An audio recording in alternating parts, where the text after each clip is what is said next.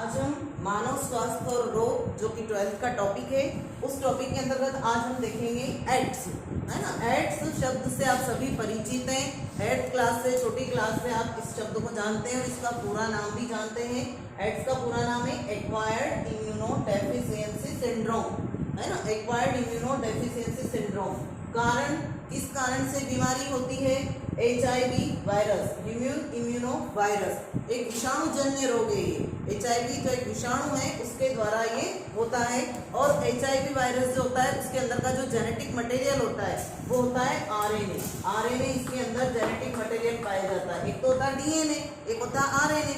इस विषाणु के अंदर RNA होता है। इसकी संरचना ऐसी गोलाकार होती है और इसके अंदर जो है यहाँ पे RNA पाया जाता है और इस तरह से यहाँ पे बाहर जो है इसमें ये इस तरह की संरचना होती है। अब आप इसमें देखिए, विश्व एड्स दिवस ऑब्जेक्टिव में क्वेश्चन पूछा जाता है। 1 दिसंबर को ये मनाया जाता है, विश्व एड्स दिवस। ऑब्जेक्टिव के लिए इंपॉर्टेंट क्वेश्चन। इसका पता सबसे पहले कब लगा था? 1981 में, 1981 में सबसे पहले अमेरिका में इसका पता चला, फिर तो ये फैल गया। अब उसके बाद में इसका कारण बताएंगे आपको मैंने। HIV immuno virus.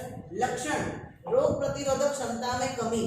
आपने अपने समाज में, परिवार में कहीं पे ऐसे एड्स मरीज देखे होंगे जिनकी आयु बढ़ सकती है लेकिन उनका शरीर जो होता है वो एक तरीके से इतना कमजोर हो जाता है क्योंकि उनकी रोग प्रतिरोधक क्षमता कम हो गई है, तो वो किसी भी बीमारी से यदि ग्रसित होंगे तो वो ठीक ही नहीं होगी। तो इस कारण से वो धीरे धीरे जो है वो पूरी तरह से बेड पर आ जाते हैं, बिस्तर पर आ जाते हैं और धीरे धीरे उनकी प्रतिरक्षात्मक प्रणाली पूरी खत्म हो जाती है और उसके बाद में अंत में उनकी मृत्यु जो होती है वो लगभग निश्चित ही होती है। बहुत कम ऐसे होते हैं जो एड्स होने के बाद में बचने की संभावना रहती है क्योंकि लगभग ये बीमारी को लाइलाज बीमारी ही कहा गया है। तो अब ये जो है लक्षण में रोग प्रतिरोधक क्षमता में कमी आना। उपचार, कहा गया कि इसका कोई विशेष उपचार नहीं है लेकिन फिर भी प्रतिरक्षात्मक तंत्र को हमारे मजबूत रखें शुरू से। दूसरा, विभिन्न प्रकार की एंटी रेट्रोवायरल दवाइयों का उपयोग करके विषाणुओं की वृद्धि को रोकना, उनके गुणन को रोकना। 1 से 2, 2 से 4 विषाणु वृद्धि करते हैं, जनन करते हैं, तो जनन के बाद वृद्धि करेंगे, तो जैसे वृद्धि करेंगे वैसी बीमारी फैलती जाएगी वो। तो इसको रोकने के लिए एंटी रेट्रोवायरल दवाइयां दी जाती है। ये एक प्रकार की यहाँ पे वैज्ञानिकों ने हार्ट नामक जो एक थेरेपी की खोज की और ये बहुत ज्यादा सक्सेस है। Highly active anti retroviral therapy, एक प्रकार की थेरेपी जिसके अंतर्गत कुछ दवाइयां जो है वो दी जाती है मरीज को। जीडोएडिन, सेक्यूनेवियर और डाइनोसिन आदि, डाइडेनोसिन, ये इस प्रकार की मेडिसिन जो है ये देने पर व्यक्ति को फिर भी हम कुछ समय के लिए उसकी आयु को बढ़ा सकते हैं, इस बीमारी से हम उसको रोक सकते हैं। तो ये जो है इसका उपचार हुआ। अब नियंत्रण या कंट्रोल करने के लिए तो यही है कि यदि आप सावधानी नहीं रखेंगे तो आप भी एड्स के मरीज हो सकते हैं। सावधानी तो हमको रखना ही है लेकिन आपको ये मालूम होना चाहिए कि इसकी सावधानियां कुछ अलग तरह की सावधानियां होती है क्योंकि आप जो है किशोरावस्था के बच्चे, तो आपको ये मालूम होना चाहिए कि एड्स की बीमारी जो होती है सामान्य रूप से छूने से या साथ बैठने से या साथ खाना खाने से नहीं फैलती। ये इस प्रकार की बीमारी है जो लैंगिक संपर्क में आने से, लैंगिक संसर्जन के रोग कहा गया है इसको, है ना, कांटेक्ट में आने से ही, और सेक्सुअल डिसीज है एक प्रकार की। तो इसमें अब मैं आपको कुछ एक चार्ट के माध्यम से एग्जाम्पल देकर इसमें बताना चाहूंगी। तो इसमें आप देखिए, सबसे पहले ये एड्स में यहाँ देखिए HIV वायरस का सूक्ष्मदर्शी अवलोकन।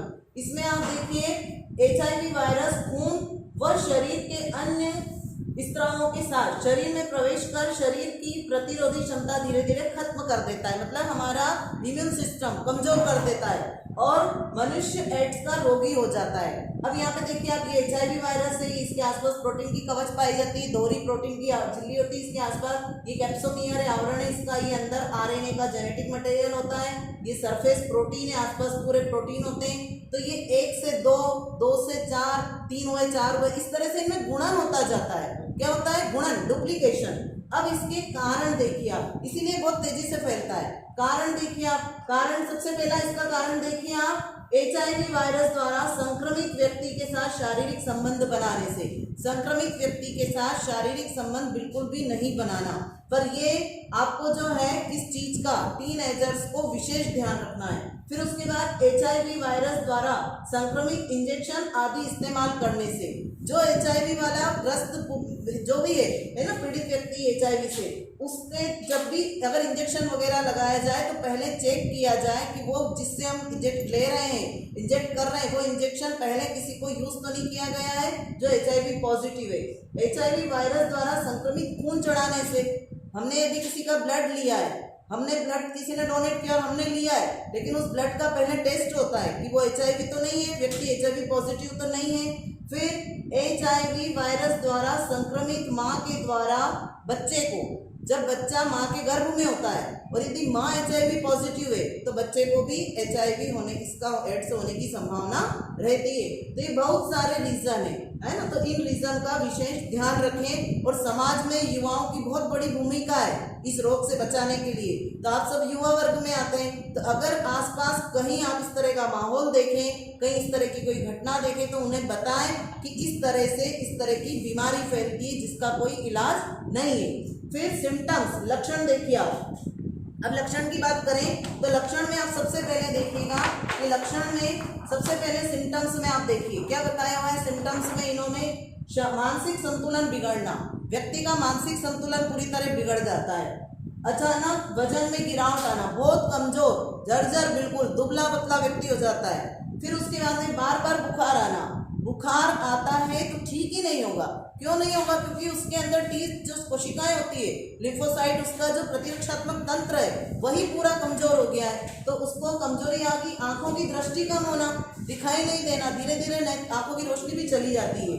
सूजन तथा शरीर पर भूरे नीले धब्बे या निशान पड़ना, इस तरह से निशान हो जाते हैं। लकवा मार जाना, पैरालिसिस का अटैक आना, पैरालिसिस का अटैक आ जाता है, लकवाग्रस्त हो जाता है। फिर उसके बाद में इन्होंने बताया है कि किससे एड्स नहीं फैलता। किससे एड्स नहीं फैलता प्रिकॉशन के लिए?